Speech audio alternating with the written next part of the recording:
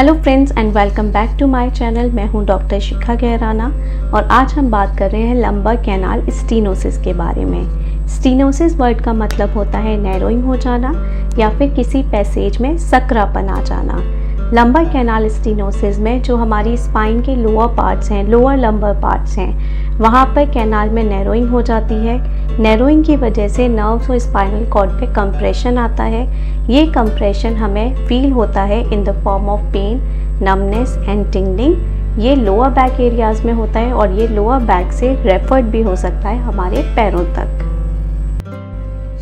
अभी हम बात करते हैं क्लासिकल सिम्टम आपको स्टीनोसिस के केस में क्या देखने को मिलेगा।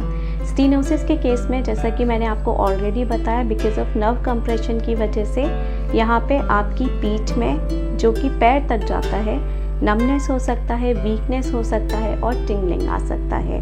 नेक्स्ट थिंग जो होता है, पेशेंट का पेन चलने में या फिर काफ़ी समय तक एक ही जगह खड़े होने में होता है।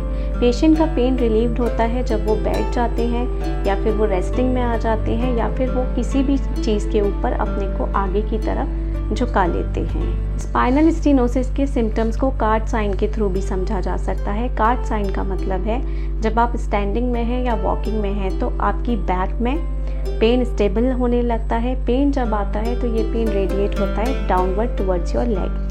वहीं जब आप अपनी कार्ड पे आगे की तरफ झुक जाते हैं या फॉरवर्ड बेंडिंग कर लेते हैं अपनी बॉडी को, तो आपका जो पेन है वो कम होने लगता है। और जब आप बैठ जाते हैं, सिटिंग पोजीशन में आ जाते हैं, तो आपका पेन कम्प्लीटली रिजॉल्व होने लगता है। हम बात कर रहे हैं कॉजेज ऑफ लंबर स्टीनोसिस। सो अगर आप हेल्दी स्पाइन देखेंगे तो आप पाएंगे वहाँ पर जो हमारी बोन्स हैं सबकी हाइट सेम है और जो इंटरवर्टिब्रल डिस्क है यानी कि जो ब्लू कलर से स्पेस दिया गया है उसकी हाइट ठीक है और डिस्क पीछे की तरफ से कहीं से भी बाहर की तरफ नहीं निकल रही है। और नर्व जो कि येलो कलर से डिनोट किया गया है, नर्व्स भी इजीली पैसेज जॉइंट से बाहर आ रही हैं। वहीं जब हम स्टीनोसिस वाली डिस्क को देखते हैं, सेक्शन को देखते हैं, तो हम रियलाइज़ कर पाते हैं कि वहाँ पे जो इंटरवर्टिब्रल डिस्क है वहाँ से पीछे की तरफ डिस्क का एरिया बाहर निकल रहा है, डिस्क बल्ज हो रही है। हम वहाँ बोन स्पर्स देख सकते हैं। हम वहाँ देख सकते हैं कि जो हमारे पैसेज जॉइंट्स हैं उनमें हाइपरट्रॉफी हो रही है, जिसकी वजह से वहाँ से जो नर्व्स बाहर निकल रही हैं वो बहुत ज़्यादा इन्फ्लेम्ड हमें लग रही है। अभी हम बात कर रहे हैं changes in vertebral body and spinal canal. So basically जब हम हेल्दी स्पाइन को देखते हैं तो हमारा जो डिस्क वाला एरिया है वो प्रॉपरली इंटैक्ट है। वहीं हम स्टीनोसिस के केसेस में जाते हैं। सो स्टीनोसिस में बिकॉज ऑफ कोई रीज़न होता है। सो यहाँ पे हर्निएटेड डिस्क रीज़न है। डिस्क आपकी हर्निएट हो रही है जो कि ब्लू कलर से डिस्क का इंटीरियर पोर्शन दिखाया जा रहा है। सो ये हर्निएट होकर पीछे की तरफ नर्व को पिंच कर रही है। नेक्स्ट चीज़ क्या हो रही है, यहाँ पे स्पर्स फॉर्मेशन हो रहा है, डीजनरेटिव चेंजेस हो रहे हैं। थर्ड थिंग, जो पैसेज जॉइंट हैं वो हाइपरट्रोफाइड हो रहे हैं। सो जो फोरामिनल स्पेस है जहाँ से नर्व बाहर आने वाली है, अगेन उन पे भी कंप्रेशन आ रहा है, नर्व्स पिंच हो रही हैं। देन हमारा लिगामेंटम फ्लेवम है वो हाइपरट्रॉफी में जा रहा है जो कि हमारी वर्टिब्रल बॉडीज़ को सपोर्ट करने का काम करता है। जो स्पाइनल कैनाल है आप क्लियरली देख सकते हो, स्पाइनल कैनाल में यहाँ पे नैरोइंग देखने को मिल रहा है।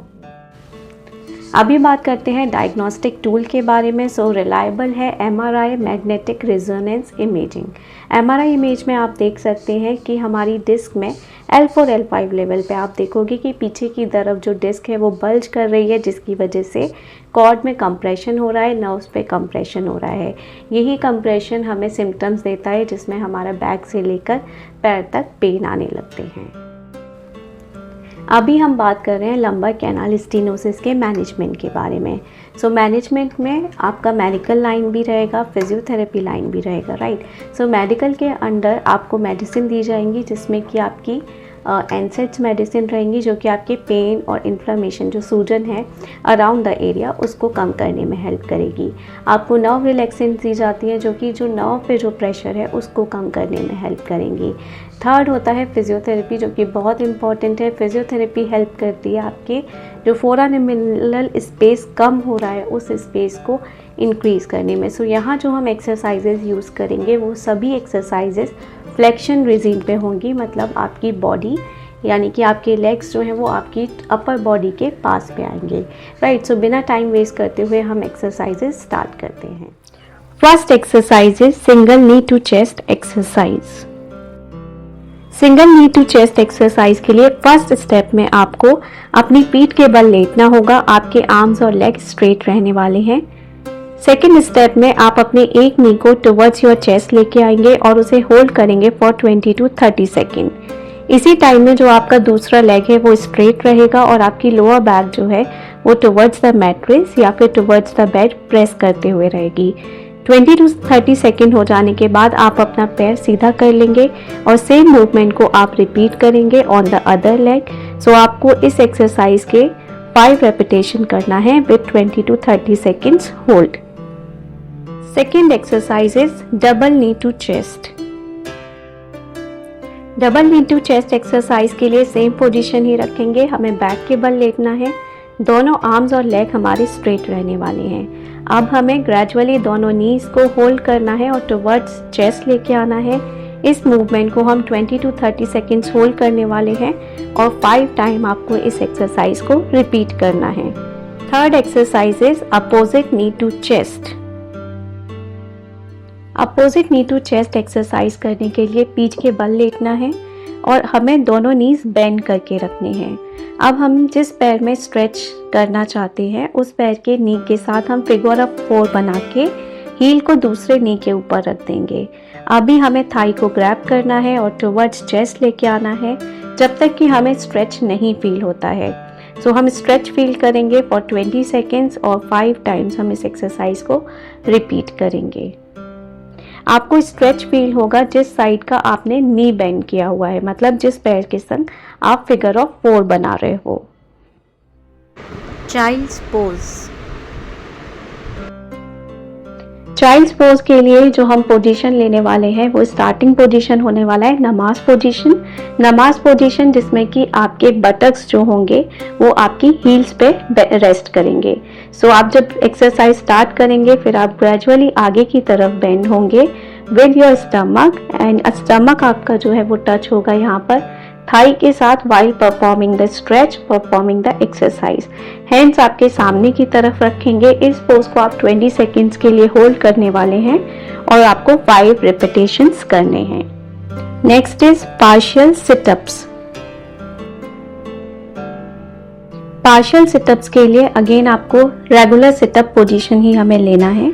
सो यहाँ पे आपके फीट फ्लोर के साथ रहेंगे इन द लाइन और आपके नीज बेंड पोजीशन में रहेंगे। अब आपको यहाँ पे रेज करना है अपना हेड, नेक और शोल्डर ऑफ द फ्लोर।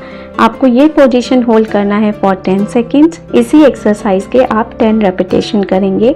ये एक्सरसाइज आपकी कोर मसल्स को स्ट्रेंथन करने में बहुत ज़्यादा हेल्पफुल हैं। आई होप फ्रेंड्स ये वीडियो आपके लिए काफ़ी इंफॉर्मेटिव रहा होगा। जो एक्सरसाइजेस हमने आपको लंबा कैनाल स्टीनोसिस के लिए बताई हैं, अगर आप ये एक्सरसाइजेस अपने लाइफस्टाइल में डेली फॉलो करते हैं तो डेफिनेटली आपका स्टीनोसिस का प्रॉब्लम से आपको बहुत हद तक निजात मिल सकता है। सो मेरी तरफ से एंड नोट यही होगा कि अपने एक्सरसाइजेस टाइम से करिए और डेली करिए ताकि आप एक पेन फ्री लाइफ जी सकें और आप अपनी लाइफ की क्वालिटी जो है वो इम्प्रूव कर सकें। Thank you. अगर आपको वीडियो पसंद आया है, इन्फॉर्मेशन आपके लिए हेल्पफुल है तो please share with your friends and family. आपके कोई भी कमेंट्स हैं, क्वेरीज है, आप मुझे कमेंट्स में लिख के बता सकते हैं। So I will reply you all. अगर कोई ऐसा टॉपिक है जिसके बारे में आप जानना चाहते हैं आप उसको भी कमेंट में कर सकते हैं।